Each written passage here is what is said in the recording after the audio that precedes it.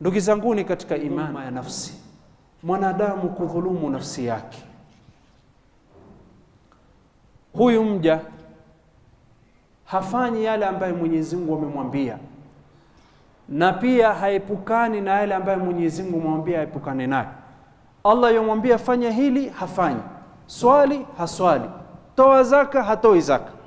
Upande mwingine Allah yomkataza, usiseme uongo, yosema uongo. Usiibe, yoiba. Usizini, yozini. Huyu ni mtu aliyedhulumu nafsi yake. Mtu kama huyu atakuwa amefanya dhulma kwa nafsi yake, lakini akimrudia Mwenyezi Mungu atampokea, msamehe. Qul ya ibadiy alladhina asrafu ala anfusihim la taqnatu min rahmatillah. Hakuna kizuizi mbele ya haki ya Mwenyezi Mungu na rahma yake.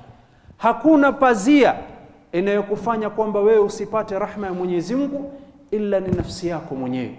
Mwenyezi Mungu asema, qul Muhammad, waambie waja wangu ambao wamepita mpaka wakanipiga vita, wakaniudhi, wakavunja amri yangu, ya kwamba wasikate tamaa na rahma yangu.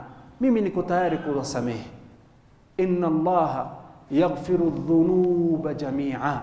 Mwenyezi Mungu asema kila kitu utakuja nacho, ukija kwangu nitakuomba, ukiniomba msamaha mimi nitakusamehe.